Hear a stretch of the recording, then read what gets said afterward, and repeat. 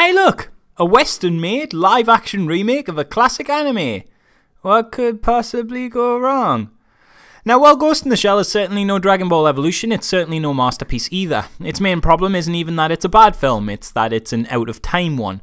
A remake of the seminal 1995 sci-fi cult smash, Ghost in the Shell's biggest mistake is that it's the exact same movie as that first film. I mean, it's an incredibly simplified version of that movie, with its extra half an hour of runtime being spent on giving scenes more exposition and slow-mo so that us small-brained Westerners can better understand it. And sure, the order of certain scenes has been jumbled about a bit and the ending drastically changed for something more upbeat, but make no mistake, it's literally just Ghost in the Shell again. Which seems kind of a weird complaint because, yeah, of course it's Ghost in the Shell again. It's a remake, why wouldn't it be? But that is a problem, because even a movie that was a revolutionary piece of work the first time round isn't necessarily going to be as amazing the second time round, especially when the second time round is over a decade later and The Matrix already exists. Ghost in the Shell suffers from the Seinfeld is unfunny syndrome. For those of you that don't know what this is, let me just lift a quote from TV tropes here. There are certain shows that you can safely assume most people have seen. These shows were considered fantastic when they first aired. Now, however, these shows have a hype backlash curse on them. Whenever we watch them, we'll cry, that is so old, or that is so overdone. The sad irony? It wasn't old or overdone when they did it, but the things it created were so brilliant and popular, they became woven into the fabric of that show's genre. They ended up being taken for granted, copied, and endlessly repeated. Although they often began by saying something new, they in turn became the status quo. The original Ghost in the Shell was this wholly unique cyberpunk craziness that opened up the world at large to some huge philosophical questions that maybe they hadn't considered thinking about before. Stuff like, is technology going too far? And where do we draw the line between human and robotic relations? And what does it mean to be human?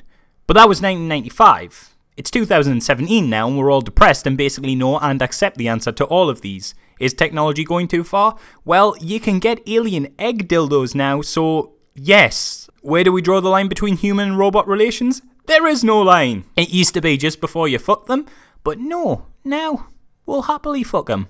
God bless America. And being human simply means smiling through the days you fight off the existential dread that comes in the mind-numbing inevitability that you will one day die and no one will remember you and your only legacy will be a handful of sweary/cynical reviews of movies on YouTube. That last one may be just me. Point is, the new Ghost in the Shell movie is a great movie if you've never seen a single other movie in your entire life, that is, because so many films both before and since the original have completely exhausted all of the ideas, themes and iconography that the current Ghost in the Shell just repeats without adding anything new. It's a competent film from a technical standpoint, it looks spectacular, the practical and CG effects work really well together, performances are great, like it's still worth seeing, especially from a visual ground with great lighting and costume design. Just don't think you're going to get anything from this movie that hasn't already been covered in films like Total Recall, or Blade Runner, or The Matrix, or Akira, or Avatar, or the TV show Dollhouse, or Minority Report, or, you know, the first Ghost in the Shell. You get the idea. And not only does it not handle anything new, the stuff it does handle, it does so with a certain degree of heavy-handedness, with really exposition-centric and patronising dialogue. The opening sees Scarlett Johansson strapped to a table, waking up and being all like, "Where am I? What's going on?" Only for a doctor to reply with, and I'm not even exaggerating too much here, this is pretty close to the original dialogue from my memory, "Oh, you were a refugee and your ship sank. We didn't manage to save your body, but we put your essence, your soul, your ghost into this here shell. This robot shell. You get what I'm saying? We'll put your ghost, that mind thing you got, your essence, and install it in the brain in this shell here. It's almost like you're a ghost in the shell or something. Huh? Speaking of Scarlett Johansson, there's really no way to get past reviewing this without talking about the elephant in the room, is there? The really white elephant.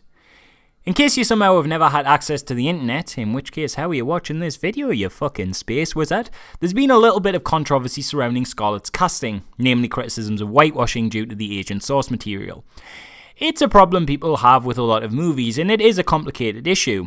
Obviously, Asians should just be cast in Asian roles, and if you think this ain't a problem, then may I direct you to Chinese Matt Damon here. But on the other hand, probably the only thing that let this movie even exist was the fact that an A-list star like Scarlett was attached to it. I'm not saying that justifies it, but before you see the film, you can sorta, kinda, maybe just a little bit see that they perhaps tried to take those criticisms on board by casting Takeshi Kitano in a big role. Who was amazing in this, by the way. So if you kinda look at it one way, Scarlett Johansson being cast instead of an Asian actress is some bullshit.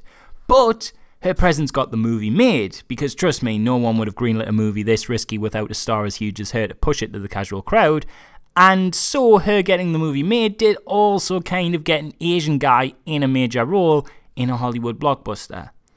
Obviously this is a way more complicated issue that stems from the fact we have no A-list Asian actors, but that's another problem in itself. You know, we used to, with Jackie Chan and Lucy Liu, but when was the last time you saw them in a massive release over here? Now, I am not educated, articulate, or Asian enough to say for definite whether this casting was truly a bad thing. I've seen stuff online with a lot of Asian people actually being supportive of the role, and I don't want to get offended on their behalf, but what I can comment on, now having seen the film, is the absolutely insane way they handle her whiteness in the movie. But that goes into spoiler territory, so turn it off now if you're bothered about that. But if you're not bothered about spoilers, then, are you ready for this? Because, well, I don't think you are. Okay. So, the twist is, she's Japanese all along. Oh no. Yeah, you know how I mentioned they changed the ending? Well, they also added a plot point that Scarlett's whole backstory of her being a refugee is bullshit and planted memories, and that she's actually, a Japanese girl. And they just stole this Japanese kid's brain and put her in a sexy white skin, and, I'm sorry, I can't keep this up. April Fools, guys, that's not what really happens. That would be dumb and stupid and really poking the bear now, wouldn't it? I mean, come on. Your movie gets criticised for plastering white skin over an Asian character, and your response would be to have a completely unironically played point where white skin is literally plastered over an Asian character. That would be silly, wouldn't it? Wouldn't it be silly, movie? Wouldn't that just be something, eh? You wouldn't do that, would you? April Fools again, guys, I lied. That is exactly what happens, and boy is it tone deaf. New review possibly out tomorrow. Follow me on Twitter for updates.